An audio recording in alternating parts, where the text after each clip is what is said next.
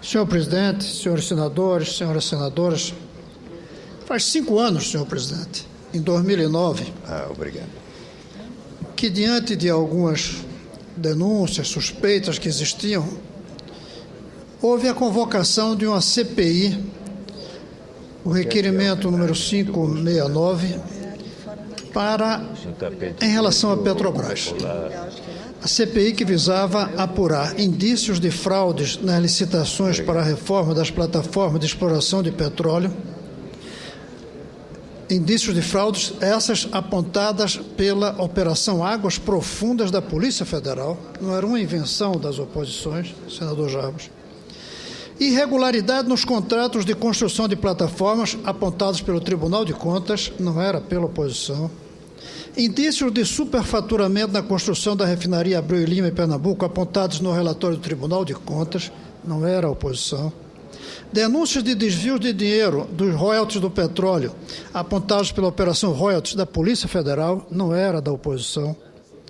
Denúncia do Ministério Público Federal, não era da oposição, sobre fraudes envolvendo pagamentos, acordos e indenizações feitos pela ANP a usineiros. E mais, denúncias de uso de artifícios contábeis que teriam resultado em redução do recolhimento de impostos e contribuições no valor de 4,3 bilhões de reais. E denúncias de irregularidade no uso de verbas de patrocínio da estatal. Naquele momento, senadora Ana Amélia, se tomou a iniciativa de fazer uma CPI. Eu, como costumo dar apoio a CPIs, tive profunda simpatia. Hoje eu reconheço que eu cometi um erro de ter aceito que bastava aqui a vinda do presidente da Petrobras, Gabriele, e que ele nos esclareceria tudo. E me contentei com isso. O resultado é que 5 anos depois nós estamos na situação atual. Se tivéssemos feito aquela CPI, absolutamente certo que a Petrobras não estaria passando por essa situação. Nós não fizemos. E agora temos a chance de fazer. Primeira coisa é deixar claro que quem pensa fazer essa CPI não pode ser acusado de não gostar da Petrobras, até porque não tem um brasileiro que não goste, respeite, sonhe, ame a Petrobras. E é por essas relações de amor, de patriotismo em relação a ela, que nós queremos protegê-la. E esses 5 anos, senador Suplicy, mostraram que a gente precisa fazer uma, como diz a presidenta, uma faxina para ver como é que estão as coisas. Precisamos fazer. Foi fundada há 60 anos atrás, fruto de uma luta muito grande do povo brasileiro na campanha O Petróleo é Nosso. E fruto da visão de longo prazo do presidente Vargas, que ninguém acreditava nem que tinha petróleo no Brasil, e ele criou uma empresa e deu o monopólio dessa empresa, do petróleo a essa empresa. O que a gente vê hoje é que os descasos gerenciais recentes, porque no mínimo tem descaso, a presidenta disse que se tivesse sabido de alguns detalhes não teria aprovado, então houve descaso. Ou descaso dos que não colocaram as informações, ou descaso dela de não ter visto as informações. E geraram significativas perdas para a empresa. Uma CPI a ser instalada no Senado Federal, com versão de CPMI, é uma maneira de apurar o que está acontecendo para proteger essa empresa. E também a representação que 7 senadores, incluindo o senador Jarbas, a senadora Ana Amélia e eu, apresentamos ao Ministério Público, tem esse objetivo. Porque a empresa atravessa hoje a maior crise de sua honrosa, brilhante história de 60 anos. Nunca passou por isso. Foi pontuada por sucessos que motivaram orgulho em toda a nação. Fatos como estes têm feito com que boas notícias iniciais de descoberta do pré-sal não tenham se transformado na pujança para a empresa. Pelo contrário, o que se observa é o enfraquecimento da empresa. Vale a pena dizer que essa empresa deixou de ser a maior empresa da América Latina graças a uma positiva evolução que a elevou, numa comparação internacional, a uma posição de 100ª em termos de valor de mercado em 2002, a 12ª em 2010. Diga-se aqui, a bem da Justiça, que esse período 2002-2010 foi o governo do presidente Lula. Foi nesse período que a empresa subiu de centésima, lá embaixo, subiu para a 12ª. Não podemos deixar de reconhecer. Mas não podemos deixar que isso obscureça a realidade de hoje, em que a Petrobras despencou para a 120ª posição.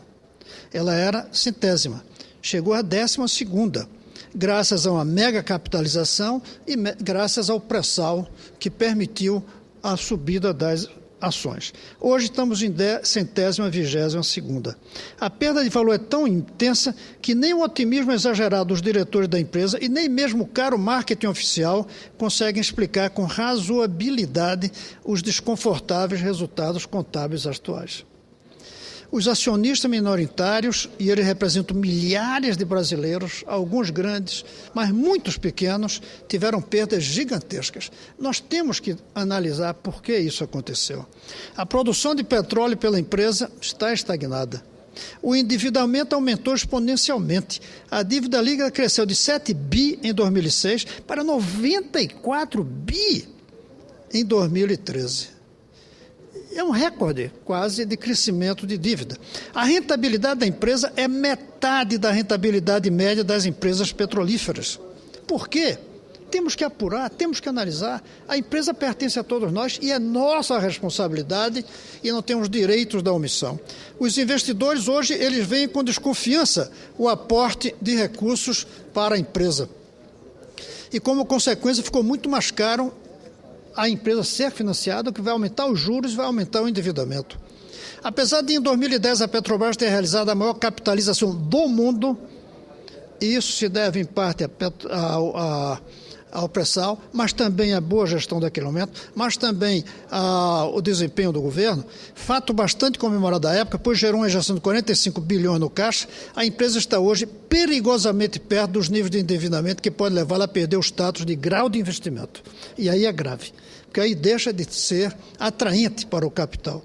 Outros problemas de elevada gravidade podem ser citados como a autossuficiência do Brasil, tão comemorada, senador Suplicy, e tão bem-vinda, tão elogiada, a autossuficiência na geração de petróleo anunciada em 2006 e perdida em 2011. E aí, ao lado disso, o abandono praticamente do programa do pré-sal, essa maravilha do Brasil, tão importante quanto a Petrobras, tão importante e de mais longo prazo, porque é sustentável. Um dos grandes problemas da empresa é o controle de preços derivados do petróleo praticado atualmente pelo governo. E eu aqui e outros muitos avisamos que isso ia acontecer. Preço controlado não dá certo, em nenhum lugar deu certo. E preço controlado de uma empresa como a Petrobras levaria a uma dificuldade da empresa, ainda que beneficiando a todos nós consumidores de petróleo. É um benefício no presente, sacrificando o futuro. Por isso eu chamo de privatização da política. Uma privatização benéfica, diferente da maléfica da corrupção. Benéfica, porque beneficia todos, mas de hoje não beneficia os de amanhã. Essa ideia de esconder a inflação, controlando o preço do petróleo, sacrificou a saúde da Petrobras. A construção da refinaria Abreu e Lima é outro caso que chama a atenção da sociedade e dos órgãos de controle como o TCU e reflete sérios problemas relativos à gestão de projeto e construção da refinaria. O custo previsto foi multiplicado por 10. Não é um aumento qualquer, não, é por 10. E a ideia, o sonho, a oferta, a proposta de que a Venezuela financiaria, senador Moca, uma parte do investimento, se esvaiu. Quem é o responsável por isso? É o Chaves que não mandou? Somos nós que não fizemos o trabalho correto de receber o dinheiro. Tudo isso, a meu ver, justifica a CPI. Tudo isso me faz dizer que eu errei quando não dei apoio à CPI em 2009. Porque se tivéssemos feito naquele momento, hoje, certamente, a situação da Petrobras não seria a que ela está atravessando. É nossa obrigação de brasileiro e de senador apurar o que está acontecendo. E não tem outra maneira a não ser uma CPI. É isso, senhor presidente. É em nome da Petrobras. É por amor à Petrobras que nós temos que fazer essa CPI.